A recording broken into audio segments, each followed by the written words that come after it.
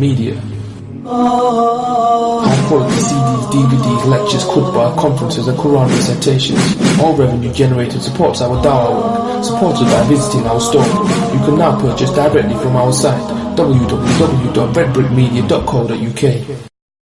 أعوذ بالله من الشيطان الرجيم بسم الله الرحمن الرحيم إن الحمد لله نحمده ونستعينه ونستغفره ونعوذ بالله من شرور أنفسنا وسيئات أعمالنا من يهده الله فلا مضل له ومن يضلل فلا هادي له وأشهد أن لا إله إلا الله وحده لا شريك له وأشهد أن محمدا عبده ورسوله وبعد. All praise is due to Allah, we praise Him, we seek His aid and we ask for His forgiveness. We seek refuge in Allah from the evils of ourselves and the evil consequences of our actions. Whomsoever Allah guides, none can lead astray, and whomsoever Allah leaves to go astray, none can guide. I bear witness that none has the right to be worshipped, none has the right to our ultimate love and devotion but Allah alone, without any partners. And I bear witness that Muhammad sallallahu alayhi wa alihi wasallam is His servant and His messenger. The best of speech is that of Allah subhanahu wa ta'ala, and the best guidance is that of Muhammad sallallahu alayhi wa alihi wasallam. And the worst thing in the religion are the newly invented matters, and all the newly invented matters are innovation, and every innovation in the matters of the deen is misguidance, and every misguidance takes its people to the hellfire. On the way I was thinking of the topic for this talk, hopefully trying to make the topic beneficial and practical. Because many a times we might learn something but not be able to act on it or walk away without any practical knowledge. And it's just some kind of information we stored it in our heads. And that's not the point of knowledge. The purpose behind knowledge is what we can act upon. And that's exactly what Abdullah ibn Mas'ud radiyallahu anhu used to say, Al-ilm at-taqwa. Knowledge is taqwa. Taqwa is something that is usually apparent, or it has clear manifestations. It reflects on our actions, on our attitudes. The point Abdullah ibn Mas'ud radiyallahu anhu was making here is that real knowledge, al-ilm al-nafi', beneficial knowledge, is that which reflects on who you are.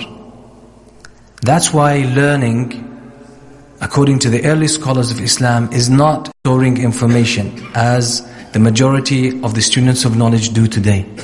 Because knowledge, without being digested, without being processed and personalized, could bring about a negative effect. And that's the secret behind the companions learning 5 verses at each time, learning the knowledge in therein and acting on that knowledge, and then after they have completed this, they move on to another 5 verses. That's the way they used to study Islam, and that's why they learned, and that's why they excelled. So Abdullah ibn Mas'ud radiyallahu anhu was pointing to this fact, that real knowledge is what reflects on your actions. And this is why in the field of education today, they say learning is being. Learning is being. That means if the knowledge that you learn, or the knowledge you acquire, if you don't process it, if you don't break it down and personalize it, and it becomes part of who you are, if it doesn't mix with your blood and your flesh, you haven't learned anything. You've just stored information. You're just like any other book on the shelf, or any computer that stores so many books and data. But that's not what knowledge is all about. Knowledge is about acting. And that's the definition that the scholars give to al-huda. Al-huda wa deen al-haq. When Allah subhanahu wa ta'ala says that He sent His Prophet ﷺ with al-huda and deen al-haq. Huda, the guidance, the scholars say that's beneficial knowledge that has the potential to change your behavior, to change who you are, to change your ways in acting. Wa deen al-haq is the actual acting on knowledge. So if you learn something and ultimately you don't act upon it, it doesn't change you, it doesn't make you a different person in a sense, then in brief you have wasted your time, because you will be questioned about that time and you will be questioned about that knowledge. What did you do with it? That's why the Prophet ﷺ used to seek refuge in Allah every day. Every morning he would say, Allahumma inni a'udhu bika min ilmin la yanfa'. Oh Allah, I seek your protection and I seek refuge in you from knowledge that is not beneficial. That means knowledge that will not reflect on me, knowledge that will not make me better. So hopefully inshallah this night, in these few moments, we'll try to share something that is hopefully beneficial. Now I would like to start with a question. That means I haven't started yet. I'll start with a question. Why did you come here to the masjid? This special visit that you paid to this masjid, to the house of Allah subhanahu, why did you come to the masjid? To learn new things. Okay, that's one answer. Who has another reason? Why did you come to the masjid? Okay, who has an answer but doesn't want to share it with us? Keep it to yourself, I don't mind. But who doesn't have a reason to come to the masjid? Who came to the masjid without a reason? Without a purpose? Anyone just happened to find, they found themselves walking through the door into the masjid? Is anyone, did anyone come to the masjid that way? Just found themselves walking through the door into the masjid? No one. So everyone has a reason? Okay. I'll leave it, at that point, and I'll come back to it inshallah later. There's a beautiful hadith that we all know very well. That is reported by in Sahih Muslim, Sahih Bukhari, Sahih Muslim. Most of the books start with this hadith, where the Prophet ﷺ says, إِنَّمَا الْأَعْمَالُ بِالنِّيَّاتِ. Indeed, actions or deeds are by intentions, by their intentions. وَإِنَّمَا لِكُلِّ امْرِئٍ مَّا نَوَى. And every person will get that which they intended. That's a beautiful hadith. Imam al-Shafi'i says, one instance he says, this is half of the deen of al-Islam. These few words are half of the deen of al-Islam. Imagine if we learn half of Islam so practically and in a beneficial way, what could happen to us? So many things would change in our lives. In another instance, in his book Kitab al-Imam al-Shafi'i says, this hadith constitutes a third of Islam. A third of Islam. He was talking about a different angle. I'm concerned mainly with his first statement. This hadith represents half of Islam. That means if you understand it well and act upon it, you have half of Islam secured. You've guaranteed that. Now usually we get the basic interpretation when we say, okay, deeds are by their intention. Can anyone give me an explanation? I don't like doing all the talking, by the way. I like to share that. So, who would give me the famous explanation, brief explanation of this hadith? What do we mean deeds are by their intention? That's a general statement. Can anyone give me an answer? The acceptance of the deeds. Excellent. Excellent. The acceptance of the deeds is based on their intention. So if you came to the masjid without any intention to pray, you just came to the masjid to meet a friend, and you didn't want to pray in the festival, but you found yourself embarrassed. People are walking into the masjid and you're standing there, so you said, let me just pray. Do you expect reward from that? If you just prayed with that intention, purely with that intention? Obviously not. That's the basic understanding of this hadith. But we have a general problem that you find it mainly with, and that's part of the plight of the Muslims today. That's one of the reasons why we are weak. Muslims are weak today. Because we aim at the bottom line. And we forget the main body of Islam. We always aim at the basic level of Islam. Okay, just make sure we're Muslims, we're still within the circle of Islam. I do, whatever is obligatory. Even if I do my sunnah, I do them without khushu'. And I just do them to get by. But we forget about the higher levels, iman, ihsan. My personal estimation, from 75% to 80% of the legislation in Islam is above the bottom line. And only probably 20% deals with the bottom line. And we have a bottom line culture, aiming at a bottom line. Do you pray? I pray the 5 daily prayers, the obligatory. That's what I do. Do you fast? I fast Ramadan. Do you treat your parents well? Well, I don't swear at them. I don't insult them. That's it. How do you treat your children? At a basic level. It's all aiming at the bottom line. But the companions of the Prophet ﷺ did not have this kind of culture. They had a culture of aiming at the highest levels of Islam.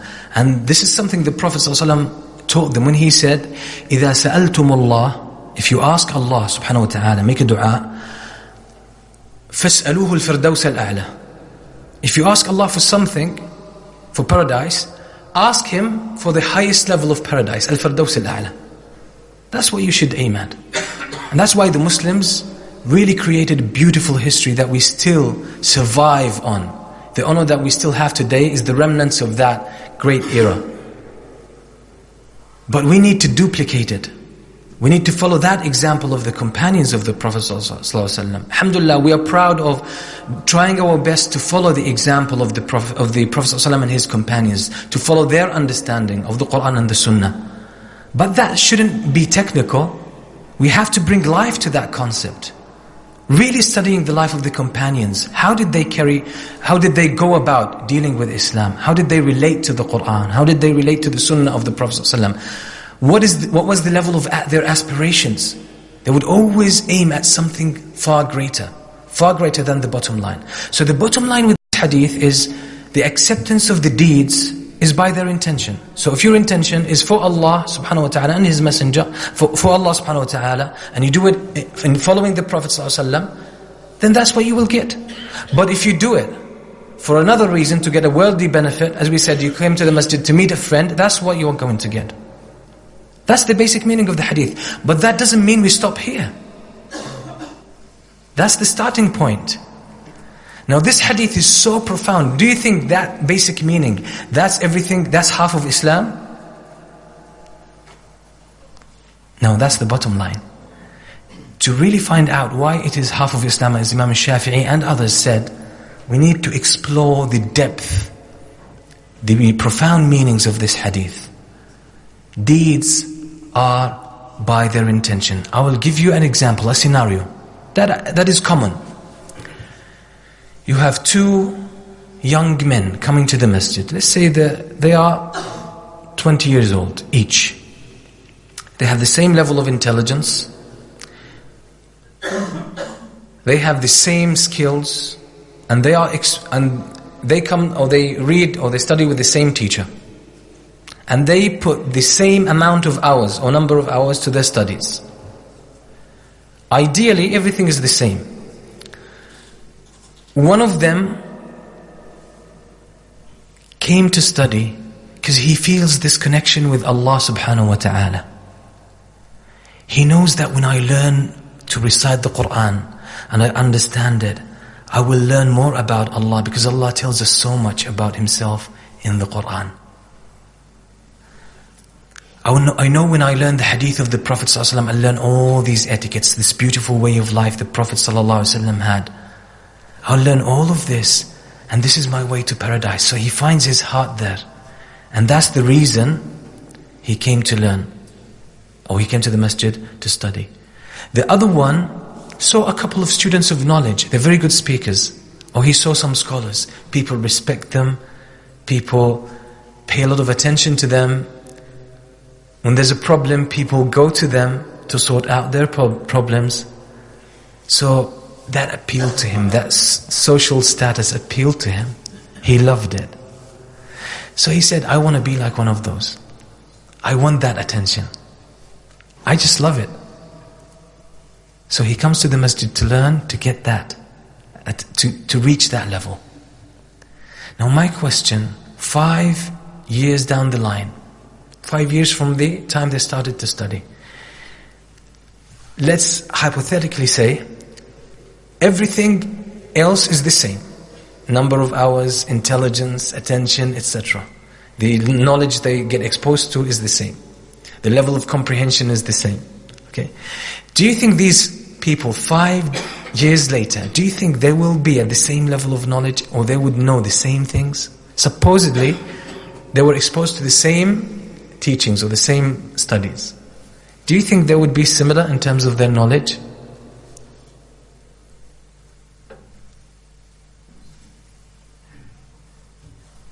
I'm asking a question. Who thinks they will be the same? No, who thinks? Well, most likely. Same? Who believes it's the same? Please put your hands up. There's no punishment, by the way, and no rewards. Okay, who believe they'll be different?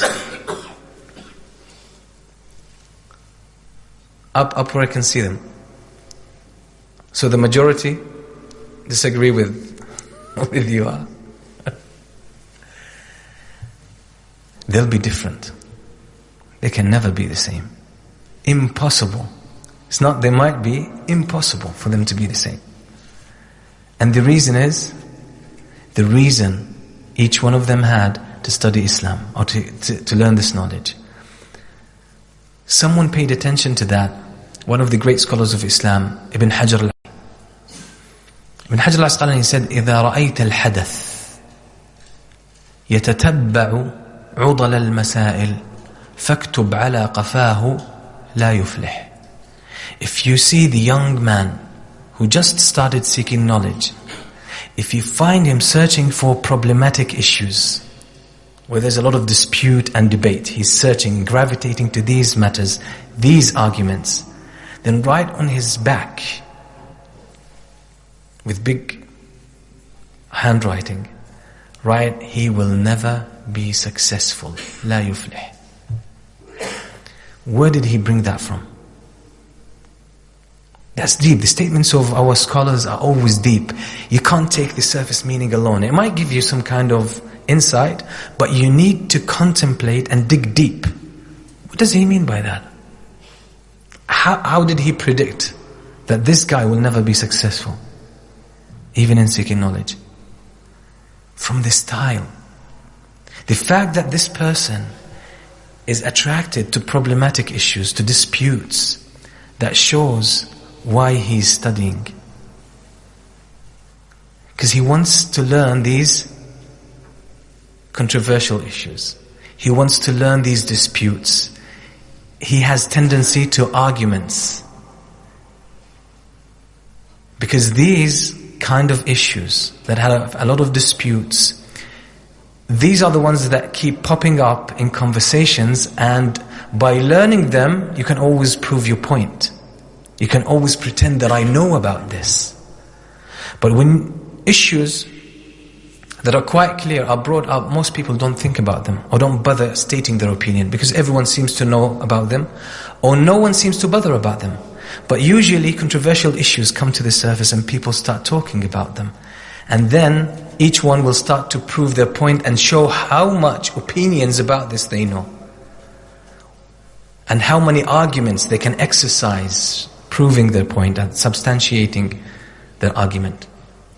So Ibn Hajar realized that since this person is attracted, and he usually gravitates to these arguments and disputes, it shows, it gives a hint about his intention.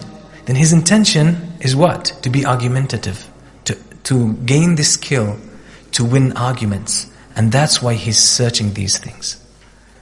That gives you an insight into what? The intention. The intention. Now I asked you the question, why did you come to the masjid? Why did you come to the masjid?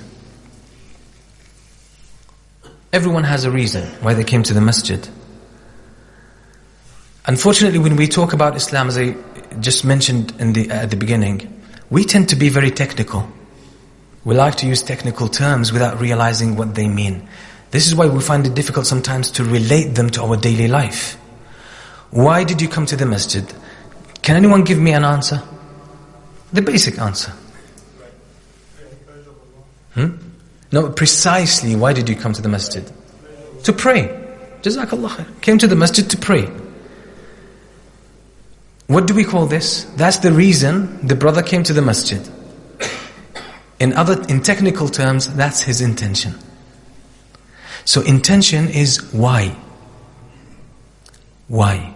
Simple as that. We always think about the intention that before you stand to pray, you think about your intention. I'm going to pray Isha 4 rak'ah behind the Imam. Obviously you don't say it, but you have this in your heart. Now, funny, sometimes people state their intention. And there was this guy in one city in Jordan. It's called Na'ur. Sheikh Al-Bani used to visit it often. And there's an old masjid there. This guy used to pray. He's an old man. And he would pronounce his intention. When the Imam said Allahu Akbar, you could see that this man was getting troubled. Because he was trying to get his intention ready. The Imam goes for ruku'. Why? He would say, I have the intention to pray 4 rak'ah dhuhr at the old masjid in the city of Na'ur, behind the Imam so-and-so. And he would give a script about all the circumstances, as if it's a report. That was his intention. Okay, that was, for him, that was making the intention. But we know that the intention is in the heart. But a lot of people, when the word intention is brought to them, they usually think, okay, I'm going to pray. What is my intention? I'm praying 4 rak'ah dhuhr. That's it, in jama'ah, etc. But that's a very technical term. The word intention is very human, very simple. If you want to know what intention means, ask the question why. And intention doesn't have to do with salah, doesn't have to do only with salah, only with fasting, only with zakah. It has to do with everything we do in life. And take this as a rule. Without intention, there is no action. Without intention, there is no action. If you don't have an intention, you cannot do an action. Let's depart from the technical. Let's get a bit more human. Without intention, there's no action. Except for the involuntary actions. Your heartbeat, your breath. Okay? Put that on the side. And we use that with everyday language. When someone does something, you might ask him, was that intentional? Was that deliberate? What are you asking? You say, did you mean it? Did you have this intention? Without intention, there is no action. You know why this is now half of the deen? You know why the hadith is half of the deen? Without intention, there is no action. That's how humans function. I'll break it down a bit more. Or I'll give you another aspect of intention. When we talk about salah, we think about intention just before we start. Anyone disagrees? Anyone disagrees about this? Usually with salah, when we think about the intention, it's mainly the point before we start our salah. Anyone disagrees about this? Okay. But that's not the right way to do it. That's not the right way to do it. Intention is a continuous stream. There is no point in your life, there's no second, there's no millionth of a second in your life that goes about without you having a certain intention. Humans don't live without intention. To have intention is human. That's what it means to be alive. Except for a few cases. When you're sleeping, when you are unconscious. That's when you don't have intention. When you are awake, you have intention. So intention is a continuous stream. So when you start your salah, a lot of people have a problem with khushu'. A lot of people complain about a problem of khushu'. They say, once I start my prayer, my mind goes all over the place. I think about everything except for the prayer. I think about family, business, school. I think about politics. I think about people in the Amazons. But I hardly think about Allah subhanahu wa ta'ala. Why? It's an issue of intention. Because we fell in the trap of technicality, so we think about intention, it's only before I start my prayer. But intention is a continuous stream. Once you grow heedless of this fact, your mind will go everywhere in the prayer. So if you want to maintain your khushu', all what you need to do is be aware of this fact that intention is a continuous stream. There's non-stop. There's no end. There's no moment of, you don't suspend your intention. You always have it. As long as you're alive and you are conscious, you have an intention. So that's why the intention of the prayer is not limited to the beginning, but that's the most important part because that's the starting point. But throughout the prayer, you have to have intention. So when you recite Surah Al-Fatiha, you have to have an intention for why you're reciting it. And when you have this intention, you will start to have khushu'. When you go for ruku', you shouldn't be doing that ideally. You shouldn't be doing that automatically. It's just your body moves out of its own memory. No. It should be intentional. Most of us go through our prayer without intention. It's automatic. It's our body. It's the memory that is related to our bodies that goes down for ruku'. Sami Allahu liman hamidah. Allahu Akbar goes down for sujood. You sit down, back for sujood, up again. And most of us go through the prayer and we can't even remember. We start questioning what rak'ah I am in. Because you've been acting without intention. And it's Allah's mercy that He did not make the validity of the prayer conditional or dependent on this continuous intention. Allah made it easy for us. He knows our weaknesses. So He just told you, make sure that before you pray, you have your intention. At least that's the starting point, and it should help you maintain your khushu' till the end. And that's something we need to work towards. Now, where do I get this idea from? It's very common. Because you can't have khushu' without this intention. And I'll explain more about intention. You will see how human it is, how common sense it is. But unfortunately, we don't think about it. This is why we need to think about so many things afresh. When we read the words of the scholars, sometimes we might think, okay, that's easy, I can understand it. But most of the time it's not. You need to dig deep and see, make connections, and relate that to your daily life. Allah subhanahu wa ta'ala says in Surah Al-Baqarah, when He talks about the story of Ibrahim alayhi salam and Ismail when they built Al-Masjid Al-Haram. وَإِذْ يَرْفَعُ إِبْرَاهِيمُ الْقَوَاعِدَ مِنَ الْبَيْتِ وَإِسْمَاعِيلُ رَبَّنَا تَقَبَّلْ مِنَّا إِنَّكَ أَنْتَ السَّمِيعُ الْعَلِيمُ. And as Ibrahim alayhi salam and Ismail were raising the foundations of Al-Masjid Al-Haram, of Al-Kaaba, they were saying, Oh Allah, Rabbana taqabbal minna. Oh Allah, accept from us. What does that tell you? As they were building, they were conscious of Allah. They were conscious why they were doing this. Remember, why is intention. They were aware, mindful, why I'm laying this brick. It's not automatic that I just do it out of habit. No. With every brick. And this is why they were mindful of Allah. As they were doing it, in the process of building it, they were saying, Oh Allah, accept from us. Oh Allah, accept from us. It shows you that intention was a continuous thing in their minds. So we need to keep our intention continuous. We need to focus. Now I have another question, and I hope I can get a better response. Sorry, I had some chili food with Sheikh Hassan Hanif before the talk, and this is why maybe I'm expecting more energy from you as well. I want you to think about intention. Intention. What shape would you give it? It's a strange question. What shape would you give intention? You might say it's intangible. What shape? You can't create a shape for it. That's something for you to think about.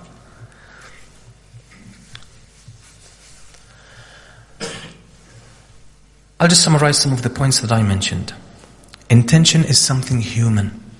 And there is no moment, there is no second in our lives without intention.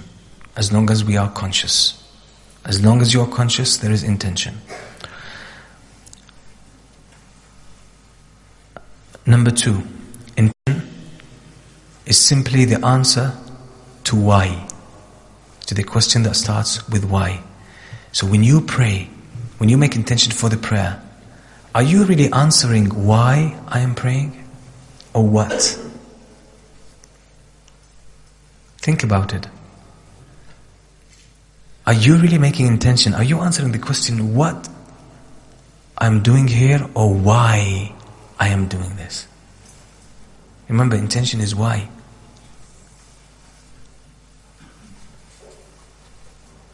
That's something that you need to think about. Most of us answer the question why. I'm praying for rak'ah. Dhuhr, Asr, that's it. But intention is about why. Are you praying that for Allah subhanahu wa ta'ala? Are you mindful that I'm doing this for the sake of Allah subhanahu wa ta'ala? Are you doing this expecting something from Allah, something in return? That's what intention means. And you need to keep that till the end of the prayer. You have to maintain it until the last moment. And even, guess what? Even after the prayer.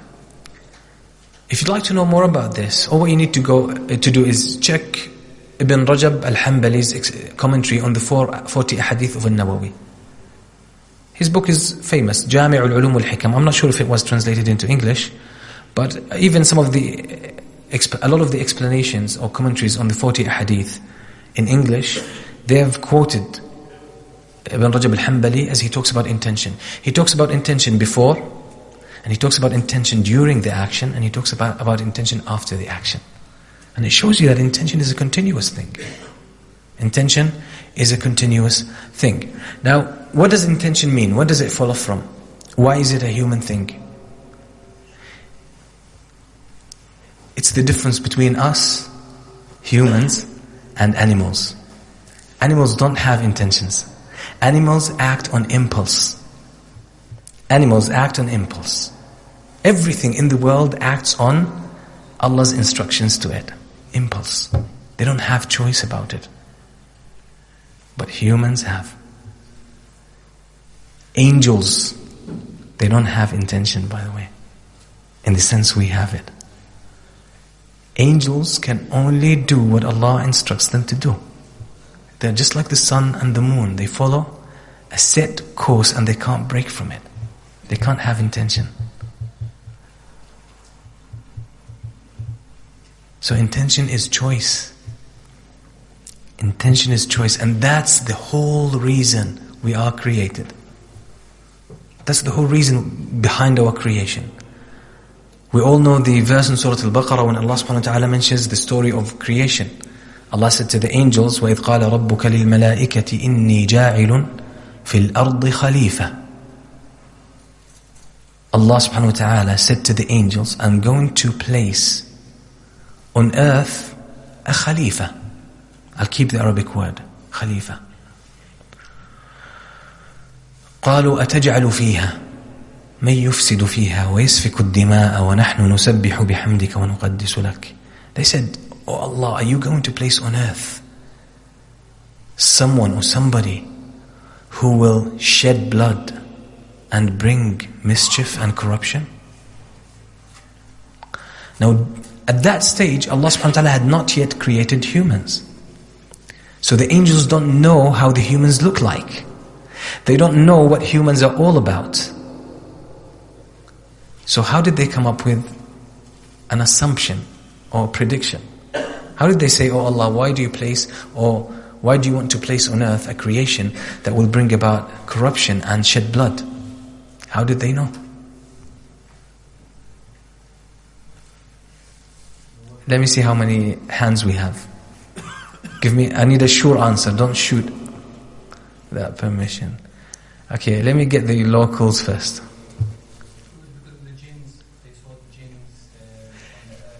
Excellent. That's one of the explanations in the tafsir. Okay? But there is no proof for that. There's no proof that the jinn used to live on earth. Okay? It's one of the statements of one of the scholars. They said there was some kind of creation on earth, and they did that, and most likely it was jinn, and this is why the angels said, oh, it's the same story again. Okay? But there's a stronger opinion. Do you have another answer? No. Do you have another answer? No one, huh? Excellent. That's first step. Take it further. What does Khalifa mean?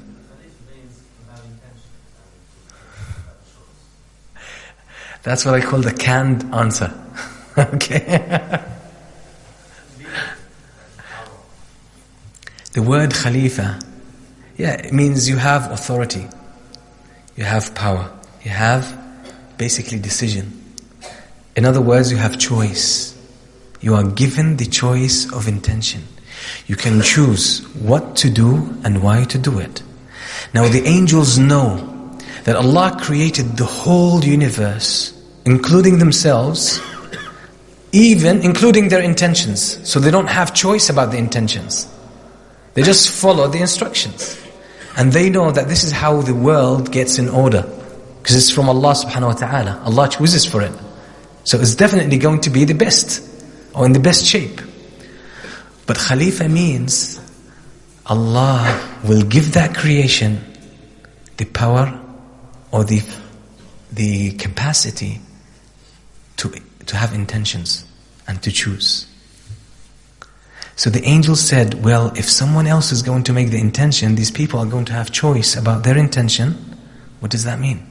It's not going to be the intention Allah chooses for them. So they're given the choice. That means things will fall out of order. Things will be in a state of chaos. Because only Allah's choice can be the best. That's it. So that's why they predicted. They said Khalifa, they understood from the word Khalifa, that means this creation will have the ability to choose choice.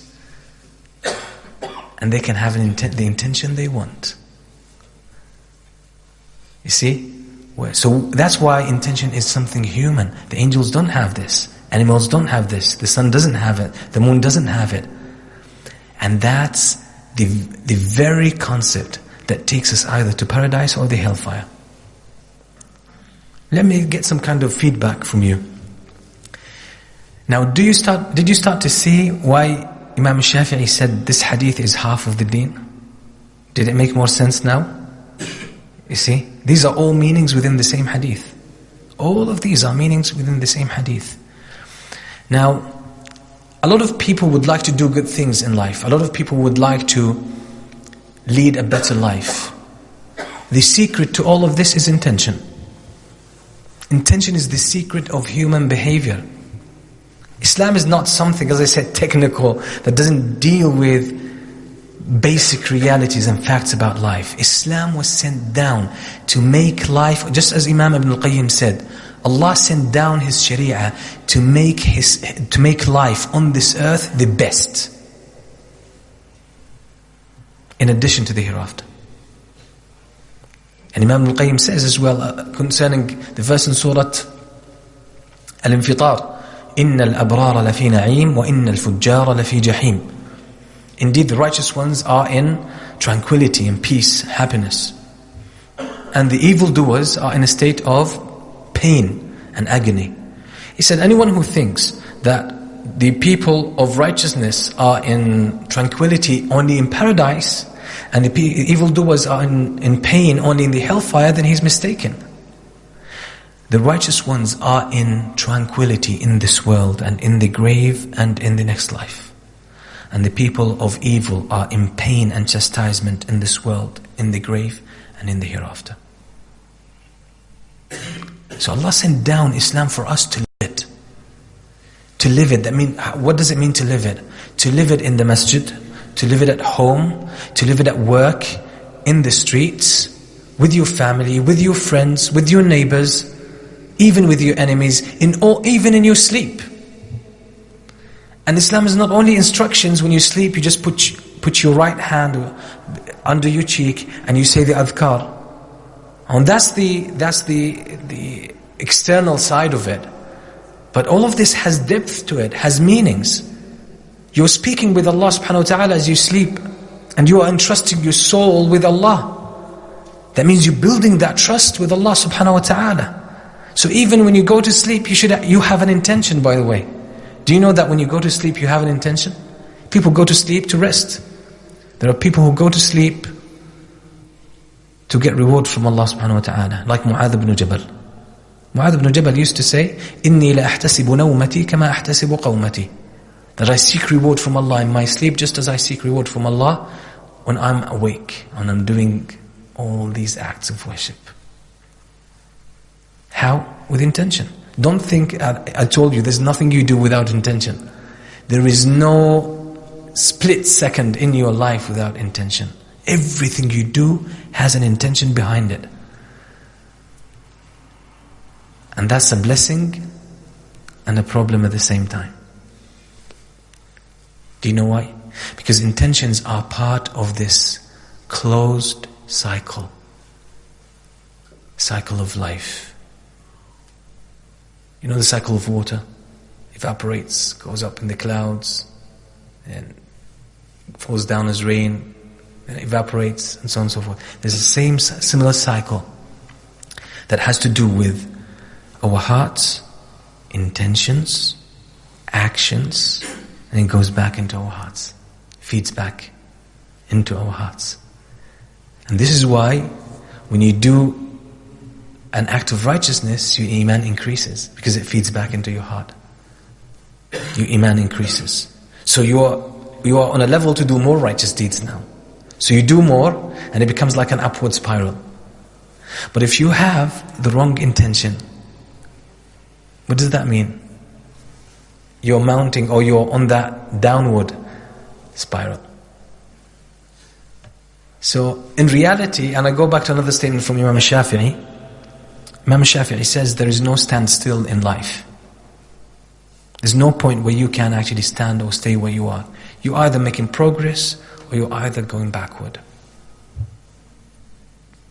Because this reason, that there is no moment in your life without an intention. So if you are not making a good intention, there's something else. There's another form of intention. It could be bad.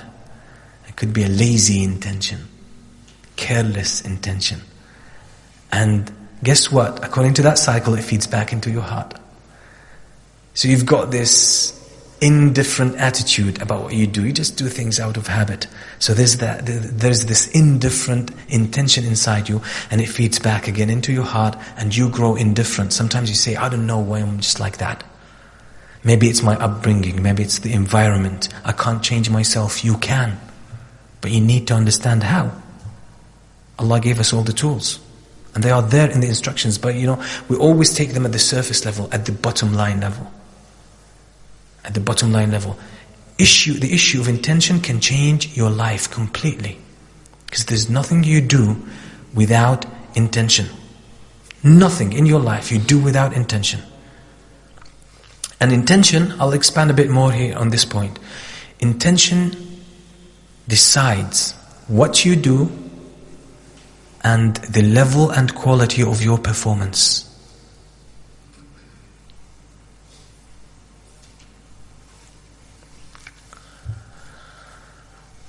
I'll give you a simple example. When you do the things you like, don't you notice that your performance is at a higher level? When you spend time with the people you like, you're on a different level. Why is this? Because the things you like attract your intention. It's a matter of intention. When you like something, that means you have an intention towards it. So you have more intention. You have a focused intention. And that's why you find the time that you spend there interesting. Your performance is better. It's at a high level. But if you do something when you don't like it, you're very unlikely to develop the intention. So it's either a weak intention or a negative intention. So your performance is low. Now another example that could bring the concept of intention down to our daily life. And you can take this as a rule. Intention or attention. Attention is a function of intention. Attention is a function or a result of intention. What does that mean? A daily, common scenario. Who recently bought a car?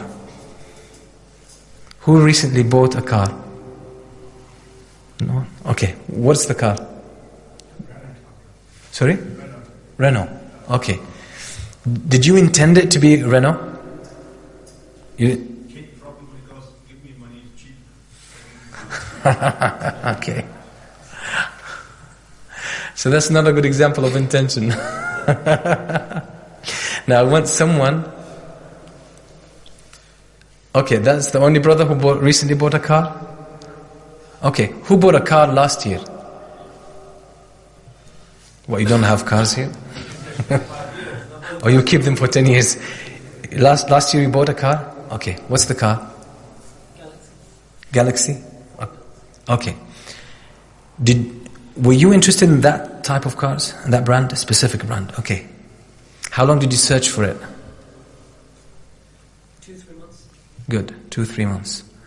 I want you to go back to the moment you decided you wanted to buy a Galaxy car. Yeah? Go back in time to that moment and think carefully. Do you remember the day or the specific time you just had that intention? You decided, you made that choice, I wanted to buy or search for this kind of car? Okay. The moment you developed that intention, did you start seeing Galaxy cars all over the place? Or they're not common anyway, are they? Okay. But did you start noticing them if they were around? More than before, yes? That's exactly the case. Now if you got interested in some kind of an outfit, trainers, you wanted to buy them, any kind, even sometimes a book, you wanted to buy it, you got interested in a subject, and then you wanted to get that outfit or that pair of trainers. All of a sudden you see everyone is wearing them. All of a sudden you see people walking down the street wearing a pair of shoes. Why all of a sudden everyone is interested? No, they've been there since ages. But it's your intention that created what? Attention. Your mind became sharper at detecting things that you want, things you have an intention for. You see why? You see how powerful intention is? Now let me go back to my example. It all feeds in together, by the way. The two students of knowledge who were studying. Do you think now more than that they will arrive at different places, different levels of knowledge, different pieces of information? Yeah? Because of the different intention. They have a different intention, and that decided and determined what their minds became acute at discerning and detecting. Because your attention is a function of your intention. So attention or intention shapes your life. So in the prayer, if someone's intention is truly to pray for the sake of Allah subhanahu wa ta'ala, if they know for sure that this prayer, if I do it well, will bring me closer to Allah subhanahu wa ta'ala. Before you go down to ruku', you know what meaning this ruku' has. You know how much it's loaded with meanings that relate to my heart and my relationship with Allah. What does it mean when I put my head down in front of Allah subhanahu wa ta'ala? What does it mean? Why am I doing it? When you have, that's intention, by the way. This thought process is intention. So once you have it, you will start to pick more stuff in salah that you never thought were there before. There is so much beauty in salah that most of us have no clue about. You know why? Because there's no attention. Why? Because we don't have the right level of intention to generate that attention. So intention can change your life completely. Now all what I was talking about is intention about specific acts of worship. I'm talking about segments. We've broken it down to segments. Salah, fasting, zakah, even sleeping, we said. You see, with intention, even sleep could be written on your records as good deeds. Sleep. You could be snoring and your hasanat meter is running, faster than the petrol meter. But there's a higher level of intention. There's a higher level of intention. What is this? It has to do with the general intention in your life. And the scholars of Islam, the early scholars of Islam used to call this al-'atifa as-sa'ida, the dominant passion in your life. Each one of us has a dominant passion in their lives. And what is this dominant passion? Ideally, it's tawheed. What does it mean? Let's use the same principles. What is the question for intention? Why? So when you are trying to find out what is my dominant passion in life, that means what is my general intention in life? What is the intention of my life? You're asking why I'm here. Why? What's the point of me living? What's the point of me being here? What's the point of me waking up in the morning? Why? Now, if you answer this question honestly enough, it will tell you so much about yourself. When you wake up in the morning, where does my heart go?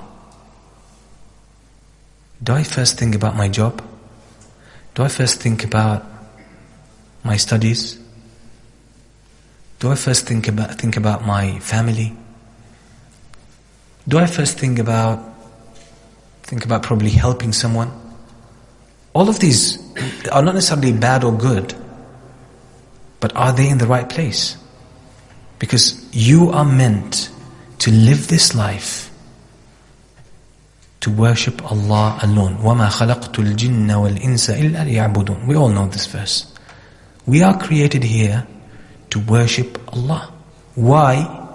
That's the answer to this question about our lives, is to worship Allah. So if we don't wake up in the morning passionate about this, fully engaged with it, there's a problem. When we go to bed, if that's not what we think about, if that's not what we're worried about, something there, something missing. Now a lot of people they say we find it difficult, which is true, find it difficult to develop the right intention. I find it difficult when I do something that I do it for the sake of Allah, especially with things that are done in public. The answer to this, if you develop the general frame, which is the goal for your life, the intention, general intention of your life, the why of your life, if you develop it strongly enough, you'll have no problem with the smaller deeds that you do in your day. It will just fall in place. You might even sometimes not think so much about the intention that you need to do for the prayer, because it's always on your mind. You're always connected to Allah subhanahu wa ta'ala. Now you see, we're getting close to the level of ihsan. Level of ihsan. Let's take it from a different perspective than the usual one. أَن تَعْبُدَ اللَّهَ كَأَنَّكَ تَرَاهُ. That you worship Allah as if you see Him. What does that mean? Only when you pray, you are in that state? No, continuous. Throughout your life, you are aware of Allah. Everything, you know what happens? That's the beauty of creating that general frame, that dominant passion, which is tawheed. Everything will be for you, not against you. Everything, no matter what. And that's the meaning of the famous hadith of the Prophet ﷺ reported by Imam Muslim. عَجَبًا لِأَمْرِ الْمُؤْمِنِ إِنَّ أَمْرَهُ كُلَّهُ لَهُ خَيْرٌ. How amazing the state of a believer is. Everything, all his affairs are good for him. Everything. Calamity, he's patient, that's good for him. It's a blessing, so he's thankful, and that's good for him. How can we reach that stage? When you reach the level of ihsan, which is through intention. That my life is for Allah, I live for Allah subhanahu wa ta'ala. That's what I live for. So Allah is always on your mind. So whatever you see in this world tells you something about Allah. Everything you see. Everything in this world you see tells you something about Allah. And that's the meaning of some scholars of the past who said a statement that was later on distorted or misinterpreted by a lot of the deviant sects. They said, إِنِّي أَرَى اللَّهَ فِي كُلِّ شَيْءٍ. I see Allah in everything. A lot of people misinterpreted that, deviant sects, and they took it to things that led them into kufr. But what the early scholars like Abu Ishaq al-Isfarayini, he had similar statements. What he meant that he has another statement, I see Allah in everything. That doesn't mean, okay, don't take the literal meaning here, he's a human being. What he means that everything tells me something about Allah. Everything is a lead to Allah subhanahu wa ta'ala.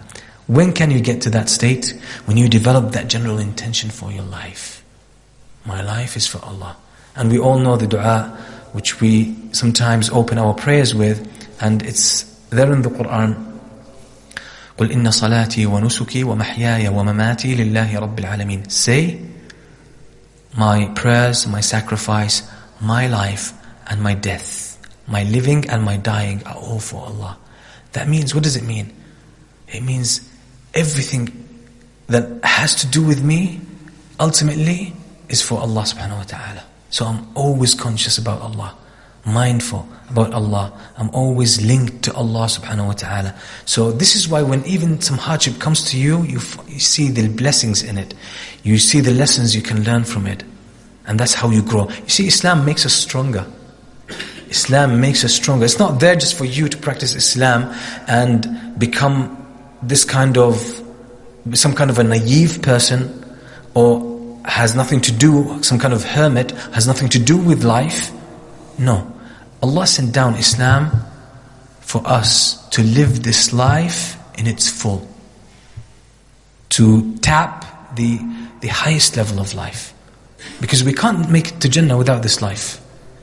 The raw material for Jannah is this life. You have more money, you can do more righteous deeds, and that brings you higher in the sight of Allah. You have more physical power, you can use it for Allah, you gain more reward than others. You have education, you can use it for good ends, and ultimately you get more reward from Allah subhanahu wa ta'ala. You have better business, you make more money, as I said, you can use it to strengthen the Muslims. And that's it. So your way to Allah did not create this ummah Allah did not create this world to distract us from the akhirah. A lot of people deal with this dunya as if it's cursed. Yes, it's cursed, but don't take only this part of the statement. Carry on. The Prophet ﷺ said, this dunya is cursed, everything in it is cursed, except the remembrance of Allah and whatever is about this. What does it mean? That means this dunya is cursed if you follow it as an end. But if you use it as a means to establish the remembrance of Allah, to get closer to Allah for good ends, then it becomes blessed. So that's why the Prophet ﷺ was sent to us to help us understand what this life is all about and live this life. Now, I'm about to recap, but I need to get from you some answers. What shape did you give intention? You had something? A round shape, circle? Why? Cycle. Okay, excellent. Someone else? Spiral. Upward or downward? Yeah. Yeah, it could be upward, could be downward. Very good. Who had another shape? Which is a spiral, could be, and a cycle. They do feedback. Anyone came up with a funny shape? Excellent. Excellent. Subhanallah, every time I ask this question, this answer comes about. Arrow. And to me, that's probably one of the best descriptions of intention. Because arrow shows intention, so it shows direction. And that's what intention is about. It gives you direction. And that has to do with choice. Has to do with choice. Okay, very good. Any other shapes? Funny ones? Orange? Ice cream? Okay, arrow is very interesting, and the spiral and the cycle definitely explain some aspects of the nature of intention. So that's what intention. I'll just close with one question, inshallah.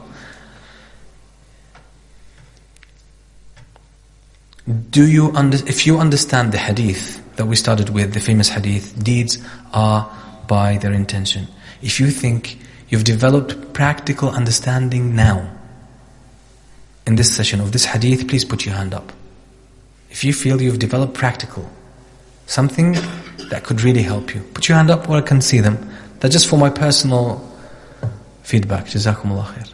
Barakallah feekum. Okay, alhamdulillah. So that's inshallah, that was everything. And the issue of intention is so beautiful. And digging deep in the words of the early scholars, you will find treasures there. Beautiful treasures. Things that, and honestly, when we say that in Islam we have the best system of life, we shouldn't just say that without realizing what it is. There are so many treasures in the legacy of our scholars that we should dig deep, bring out and develop it so it suits our present reality. We adapt it to our present reality, and this will strengthen you as a Muslim and help strengthen the ummah as a whole. Wa sallallahu sallam ala nabiyyina Muhammad wa alihi wa sahbihi wa sallam. Jazakumullah khair. Barakallahu fikum. Jazakallah khair. If anybody has any questions, I'm going to take a couple of questions now, inshallah.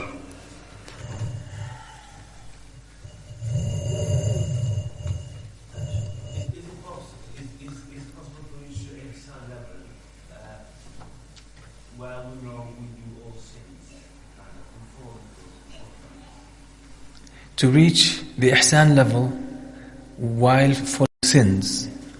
Okay, I'll ask you one question. Do you think if, let's say you're standing in the presence of Allah subhanahu wa ta'ala and you are aware of His greatness, would you sin at that time?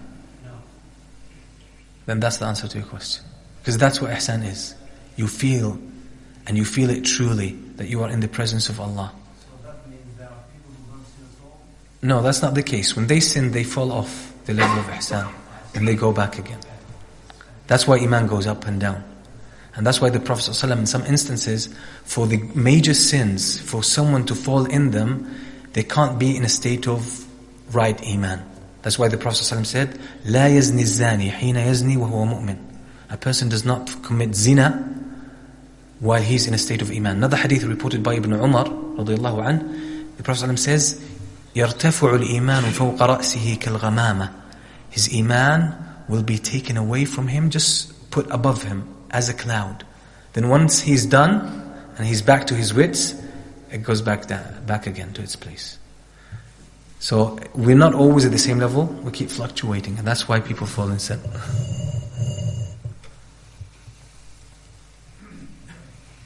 Ask questions with the right intentions. Yeah, I'm just joking. Now, because there's one of the great scholars of Islam said, "Man istafhama wa huwa yafham, fahuwa tarafun min al-riya." Whoever asks a question about something he already knows, then there's a hint of showing off there. I'm not talking about you, by the way. I'm just talking generally. Just went through my mind. Because sometimes people come to the shaykh or the teacher and they ask him something just to give him the impression that I've researched this matter and I know something about it.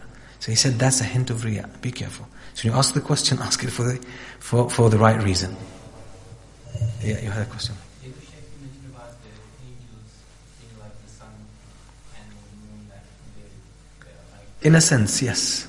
They have some sort of intention, some sort of free will. I read that when it was Fir'aun and he was dying and the angels were dusting him down. These very simple things were Yeah. should have some sort of. Okay.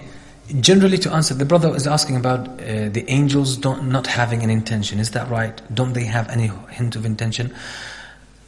They're not exactly like the sun and the moon, but in a general sense, yes. In terms they have no choice. Because Allah subhanahu wa ta'ala describes them in the Quran, لا يعصون الله ما أمرهم ويفعلون ما يؤمرون. They don't disobey Allah no matter what He commands them to do. And they only do what they are commanded. They only do what they are commanded. Now, the issue that you brought about Jibreel alayhi salam, which is an authentic narration, that when Fir'aun was drowning, he was saying, "Ashhadu an la ilaha illa alladhi amanat bihi banu Israel." I bear witness that there is no one who has the right to be worshipped except the one worshipped by Banu Israel. He still has the pride, he doesn't want to say Allah. He wants to say, I believe in the one whom the children of Israel have believed in. But he doesn't want to say Allah subhanahu wa ta'ala. So Jibreel, knowing about Allah's mercy, he feared that Allah's mercy might fall on him. So he was putting mud in his mouth so he doesn't say it and save himself. Now, there could be a few answers to this. One of the answers possible is that it could be that that was by the command of Allah subhanahu wa ta'ala. Okay, that's number one. Another answer could be, maybe Allah gave him choice, only temporary choice about this very incident. That's possible. Okay?